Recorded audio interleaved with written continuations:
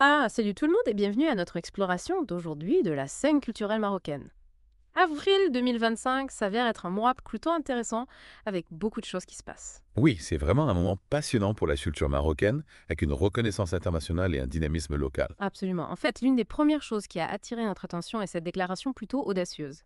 La cuisine marocaine est la meilleure au monde. Oui, j'ai vu ça aussi. Selon plusieurs sources, dans 7 Days Culture du 2 avril, il semble y avoir un véritable engouement mondial pour la cuisine marocaine en ce moment. Donc dans cette plongée profonde, nous allons explorer cela, et plus encore. Nous allons examiner une variété de sources, principalement le magazine 7 Days Culture, et quelques articles en ligne pour avoir une idée de ce qui se passe. On dirait un plan. Où commençons-nous? Eh bien, commençons par quelque chose d'assez surprenant.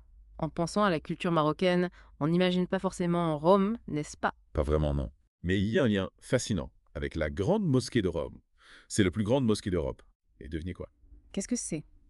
La décoration intérieure a été réalisée par des artisans marocains, des Malalam. Ah, intéressant. Je peux voir pourquoi ça s'intègre dans notre thème. Cela montre la portée de l'influence culturelle marocaine. Exactement. Et ce n'est pas seulement une coïncidence, il y a un objectif clair derrière cela. Abdellah Redouane, le secrétaire général du Centre culturel islamique d'Italie, a déclaré que l'idée était de créer une harmonie entre l'architecture italienne et l'art islamique marocain. Une sorte de fusion Est-Ouest. Oui, et ils n'ont pas hésité sur les éléments marocains. On y trouve du zélige, ces superbes mosaïques et des stucs sculptés, tous réalisés par des malams. Waouh! On peut imaginer que ça doit être magnifique. Oh, ça l'est. Et les motifs géométriques sur les plafonds sont inspirés de l'architecture marocaine. Même les fontaines s'inspirent de la fontaine légérine de Fès. Donc, ce n'est pas seulement un bâtiment, c'est une déclaration. Un dialogue entre les cultures. C'est ça. Et ça va plus loin. La mosquée n'est pas seulement un lieu de prière. C'est aussi une bibliothèque, une école de langue arabe, un centre de congrès. Et je crois qu'elle a une capacité assez impressionnante aussi. Oh oui, 12 000 personnes peuvent prier en même temps dans la salle principale. Et il y a un minaret de 40 mètres de haut. Donc, c'est vraiment un monument. Absolument.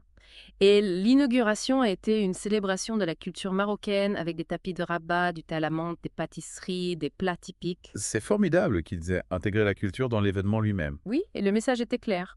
C'est un symbole de coexistence religieuse. C'est que c'est certainement un message important à envoyer, en particulier en ce moment. Tout à fait d'accord. Bon, passons maintenant à quelque chose de tout aussi savoureux. La nourriture. Ah oui, la meilleure cuisine au monde apparemment. C'est ce qu'on dit. Et ce n'est pas seulement le magazine 7 Days Culture qui en parle. Side, de la chaîne YouTube Best Ever Food Review Show, a fait un reportage sur la scène culinaire de Fès. Ah oui, j'ai vu ça. Il a plus de 11 millions d'abonnés, donc ça a dû faire beaucoup de bruit. Exactement. Et il n'a pas seulement mangé des tagines, il a exploré toute la gamme de la cuisine marocaine, du cob-suit au four communal aux plats plus audacieux comme la tête de mouton à la vapeur. Attendez, tête de mouton. Oui, et des tripes, de la cervelle, même de la tête de chameau, il a tout essayé. Eh bien, je suppose que si vous voulez vraiment découvrir une culture, vous devez sortir des sentiers battus. C'est ça. Et il a aussi exploré les souks, observé les méthodes de cuisson traditionnelles et s'est imprégné de toute l'atmosphère. On dirait qu'il s'est vraiment immergé dans l'expérience. Ah, totalement. Et il n'a pas tari d'éloges sur la cuisine marocaine, affirmant qu'elle méritait vraiment sa place au sommet. Et avec des personnalités comme Puberty et Gordon Ramsay qui chantent également ses louanges, il est clair que la cuisine marocaine a le vent en poupe. Absolument. D'accord, passons maintenant à la scène culturelle contemporaine. Il se passe beaucoup de choses intéressantes au Maroc en avril 2025. Oui, il semble y avoir un mélange fantastique d'événements traditionnels et modernes qui se déroulent. Commençons par les Journées du patrimoine de Casablanca. La 14e édition a lieu du 12 au 18 mai et le thème de cette année est l'Art déco. Ah, l'Art déco, ce style architectural des années 1920 et 1930. Casablanca a quelques exemples étonnants de ce style. Exactement. Et ils ont lancé un appel à projet pour que les artistes, les associations et les professionnels de la culture puissent participer. L'idée est vraiment de faire de cet événement une célébration communautaire. J'aime ça. Il est important d'impliquer les gens dans la préservation et la célébration de leur patrimoine. Tout à fait d'accord. Et en parlant d'impliquer les gens, il y a cette initiative formidable à Marrakech, menée par la Fondation Jardin Majorel et la Fondation Alizawa. Ils ont mis en place un programme de médiation culturelle pour les enfants. Oh, c'est génial. Les enfants sont l'avenir. Il est donc crucial de les exposer à la culture et au patrimoine dès leur plus jeune âge. Exactement. Le programme propose des visites et des ateliers immersifs axés sur l'art et l'histoire marocain. Et ils ont déjà touché 350 enfants depuis octobre 2024. C'est impressionnant. Ont-ils un objectif spécifique en tête? Oui, il vise à atteindre 600 bénéficiaires d'ici la fin de 2025. C'est ambitieux mais admirable. Que proposent-ils exactement dans le cadre de ce programme SO? Eh bien, les enfants peuvent participer à des ateliers pratiques de dessin, de tissage, de poterie, et ils apprennent directement auprès d'artisans locaux. C'est une façon tellement immersive et engageante d'apprendre. Cela leur donne non seulement une compréhension de l'artisanat traditionnel, mais les met également en contact avec la communauté locale. Exactement. Passons maintenant à quelque chose de complètement différent.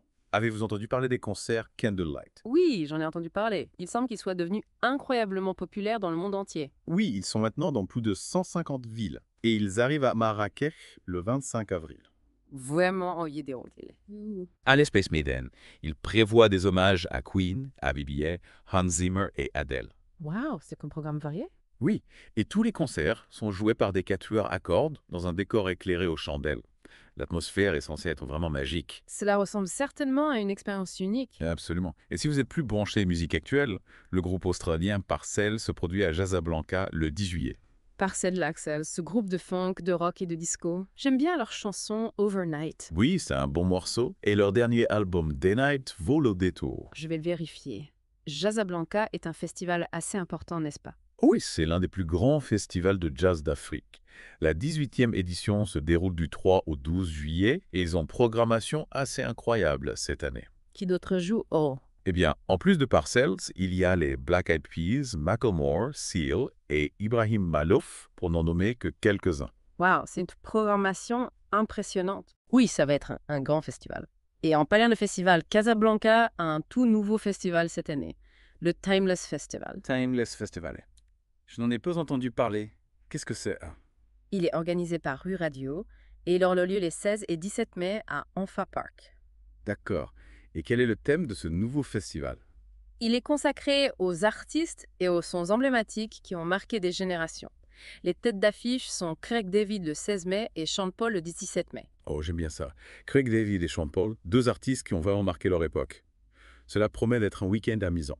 Absolument. Et pour finir, nous avons le festival du court-métrage d'Akawe à Ifrane qui se déroule du 3 au 5 avril. Ah oui, j'ai lu quelque chose à ce sujet. C'est un festival pour les jeunes talents cinématographiques. Exactement. Il est organisé en partenariat avec l'association des anciens élèves de l'université à Akawen et attire des étudiants de différentes écoles de cinéma. C'est génial qu'ils aient une plateforme pour présenter leur travail. Oui, et la compétition est assez intense. Cette année, 11 étudiants de grandes écoles de cinéma sont en lice pour le Grand Prix. Waouh, je suis sûr que ce sont tous des films incroyables. Comment les ont-ils sélectionnés, 7? Eh bien, ils ont reçu 124 soumissions de 28 écoles différentes et un comité de 4 professeurs de cinéma a réduit la sélection à 31 courts-métrages. Donc ce sont vraiment les meilleurs des meilleurs. Exactement. Alors voilà une plongée profonde dans la culture marocaine en avril 2025. C'est vraiment fascinant de voir toute la diversité et le dynamisme. Oui, de l'architecture influente en Europe à la cuisine mondialement reconnue, en passant par les festivals vibrants et les initiatives pour soutenir les jeunes talents, le Maroc est vraiment à l'honneur en ce moment. Et cela soulève une question intéressante. Comment d'autres cultures sont-elles reconnues et célébrées à l'échelle mondiale? Oui, et quelles autres formes d'expression artistique pourraient nous aider à mieux comprendre différentes cultures? Il y a tellement de choses à explorer. Absolument. C'est la beauté de la culture, elle est en constante évolution et il y a toujours quelque chose de nouveau à découvrir. Et sur cette note, nous vous laissons réfléchir à cela. Merci de nous avoir rejoints pour cette exploration fascinante. Merci à tous. Au revoir. Au revoir.